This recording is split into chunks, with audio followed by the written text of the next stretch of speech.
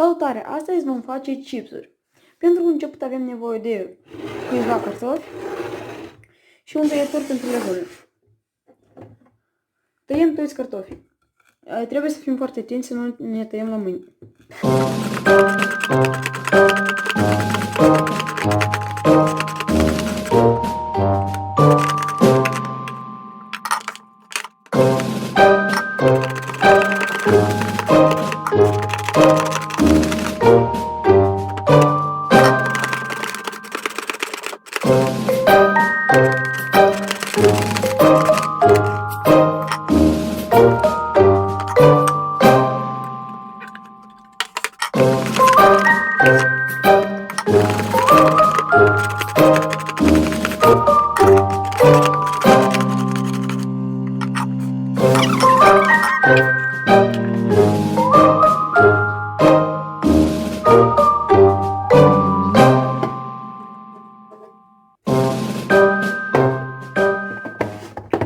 După ce am terminat de filat cartofii, trebuie să-i punem într-un vas cu apă rece.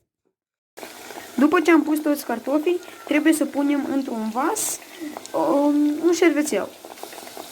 Lăsăm cartofii la foc 2-3 minute aproximativ. Când chipsurile noastre sunt gata, le punem într-un bol. După ce sunt gata, putem să le condimentăm cu niște sare sau boian. Eu voi pune sare deoarece așa îmi place mie.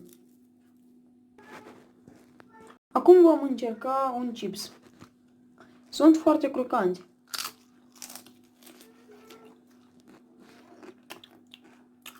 Sunt foarte gustoși și crocanți. Pentru mai multe rețete, abonați-vă la canal. Pa, pa!